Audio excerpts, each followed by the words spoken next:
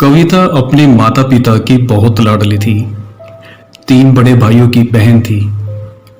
कोई भी चीज मांगने पर उसी वक्त सामने हाजिर हो जाती। पूरे घर में रौब था उसका। पूरे परिवार और नौकरों पर राजकुमारी की तरह हुक्म चलाती थी कविता। स्कूल में भी पूरा रौब था उसका। बड़े घर की लाडली जो थी वो। ऐसे ही उसने कॉलेज में दाखिला लिया। उसके ठाट बाट बड़ी गाड़ी में आना जाना, हर दिन नया फैशन देखकर हर कोई उससे दोस्ती करना चाहता था। थोड़े ही दिनों में उसके बहुत से दोस्त बन गए। पूरे कॉलेज में उसकी अपनी एक पहचान थी। इन दिनों उसके घर एक रिश्ता आया। खानदानी लोग थे और पापा की पुरानी जान पहचान थी उनके साथ। कविता के साथ कोई जबरदस्ती नहीं थी, पर कविता ने फिर भी हाँ कर दी, क्योंकि वह अपने परिवार से बहुत प्यार करती थी। वह जानती थी कि वह लोग उसका अच्छा ही सोचेंगे। लड़के का नाम राज था। राज काफी पढ़ा लिखा और समझदार लड़का था। ससुराल वाले भी बहुत अच्छे थे। ससुराल में कविता की जगह वैसी ही थी जैसे कि मायके में। कोई भी काम कविता की सलाह के बिना नहीं होता था। सबकी लाडली बहू बन गई थी वो। फिर उसके घर एक बेटे का जन्म हुआ। राहुल कविता को जान से प्यारा था। पोता पाकर ससुराल वाले तो फूले नहीं समाते थे। कविता कभी कभी सोचती थी कि उसकी किस्मत कितनी अच्छी है। उसका हर अपना उसे कितना प्यार करता है। चाहे जीवन में कैसा भी समय आए, मेरे अपने हमेशा मेरे साथ हैं। मैं कभी अकेली नहीं हो सकती। कितनी खुशकिस्मत हूं मैं। पर शायद कविता की खुशियों को उसकी अपनी ही नजर लग गई थी। एक दिन वह मायके जाने की जिद कर बैठी। राज को बहुत काम था, लेकिन वह फिर भी उसे ले गया। रास्ते में उनकी गाड़ी अन्य गाड़ी से टकरा गई। कविता, राज और राहुल बुरी तरह से जख्मी हो गए।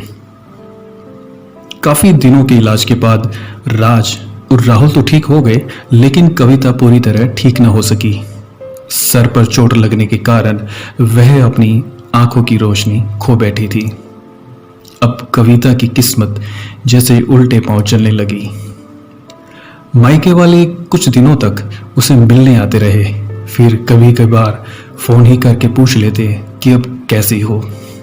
धीरे धीरे ये सिलसिला भी कम हो गया। ससुराल वालों की सहानुभूति भी कम होने लगी।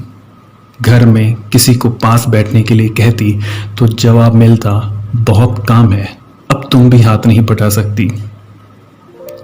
राज भी चिड़चिड़ा हो गया था। बस एक राहुल ही था उसके साथ, जिसके साथ हंसते खेलते उसका वक्त गुजरता। एक दिन कविता के हाथ से कुछ सामान गिर गया, जिसकी वजह से राहुल को हल्की सी चोट लग गई। कविता के सास ससुर ने राहुल को उससे अलग कर दिया कि कहीं उसकी ना देखने की वजह से बच्चे का कोई नुकसान ना हो जाए। कविता अंदर से टूट चुकी थी। एक दिन उसने सबके सामने मायके जाने की इच्छा रखी तो राज उसे तुरंत मायके छोड़ आया, जैसे कि वो यही चाहता था। लेकिन राहुल को उसके साथ नहीं भेजा गया। कविता कभी राहुल से दूर नहीं रही थी, पर अपनी कमी के कारण उसने ज्यादा बहस नहीं की। कविता को लगा वह 3-4 दिन वहां रहेगी तो थोड़ा हवा पानी बदल जाएगा, क्योंकि वह कितने दिनों से कहीं बाहर भी नहीं गई थी। घर वाले भी इतने दिनों बाद उसे देखकर कितने खुश होंगे। कविता के घर पहुंचने पर सब लोग बहुत खुश हुए। खाने में सब कुछ कविता की पसंद का ही बना था। उसने अपनी मम्मी, पापा, भाई, भाभी से दिल खोलकर बातें की। उनके छोटे छोटे बच्चे भी बुआ के साथ घुल मिल गए थे। रात को सोने से पहले जब कविता को कुछ सामान की जरूरत थी, उसने अपना बैग ढूंढा, देखा, महसूस किया कि उसका बैग बहुत भरा हुआ था। वो समझ गई। वह उदास हो गई। कुछ दिनों तक तो सब ठीक रहा, फिर जैसे सब बदलने लगा। सबका व्यवहार बदल रहा था। वह लोग जैसे थक चुके थे उससे।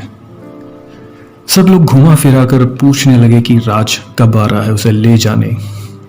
वो बहाना बना देती, जबकि वह जानती थी कि उसके घर में अब उसके लिए कोई जगह नहीं। कविता से चलते वक्त कुछ न कुछ नुकसान हो जाता। थोड़ी बहुत टोका टोकी उसे सुनाई देती, वो टाल देती।